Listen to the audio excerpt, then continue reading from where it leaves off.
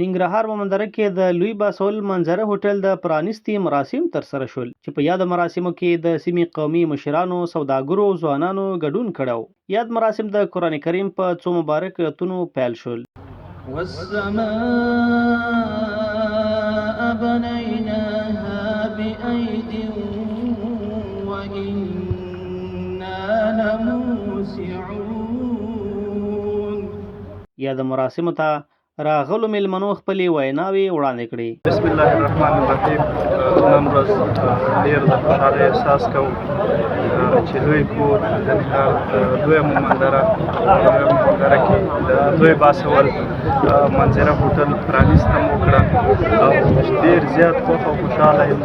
زموږ ځوانان زیاتره به په میلو باندې په افتونونو کې په ودونو کې تر کامي او تر کابل او مثال له خبرې دا د کمورا پارک د لالپورې دغه ځایونو ته به سفر کاوه چې زیاتره ځوانان به د ترانسپورټ د وجې نه چې د موټر ټکر به رامنځته کېده، سړک باندې ګڼه ګوڼه زیاته وه.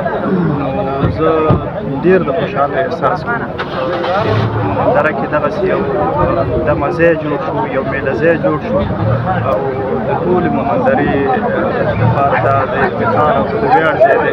چې پانګونه کړې ده پورې ودان، الله دې ورله اجر ورکړي او الله دې ته برکت واچوي. واقعا دا دی چې د منظرې په خاطر باندې جوړ دی، لکه څرنګه مې چې نوم دی لوی باسول منظره هوټل، نو همدغه شانتې ښه ښایسته پراخه منظره لرونکی دی. مننه د دوی د مسؤلینو نه چې دلته پانګونه وکړه، دلته سرمایه ګزاري وکړه او له ټولو لیدونکو او اوریدونکو مو هیله دا ده چې یو ځل راشي دا منظره وګوري، محیط وګوري، سیمه وګوري، خدمات وګوري. انشاءالله ټول ورته برابر دي او همداراز مو په هیواد کې په نورو هیوادوالو په نورو شتمنو غږ دی چې په دغه شان برخو کې د وطن د خلکو دپاره، د ځوانانو دپاره، د تفریح دپاره سرمایه ګزاري وکړي او دغه شانتې نورې لاسته راوړنې مو ولرو په آینده کې. الرحمن الرحیم. خوشحاله یم چې مومندره کې او خصوصا په باسول کې د لوی باسول د منظره هوټل جوړ شوی دی.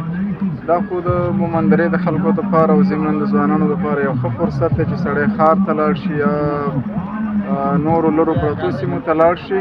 نو یو خو دلته مصارف هم کم راځي د ځوانانو دپاره، د مشرانو دپاره، هغه څوک چې دلته په سیاحت او چکر باندې راځي.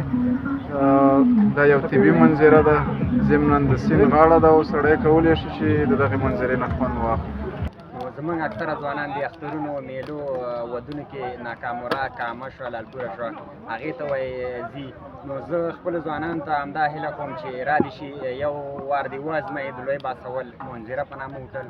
ویناوالو د دا هوټل جوړېدل د سیمې لپاره یو مهم اقتصادي او پرمختیایي ګام وباله او زیاته کړه چې دا ډول پروژې د هیواد د آبادۍ او خلکو ته د کاري فرصتونو برابرولو کې مهم رول لري.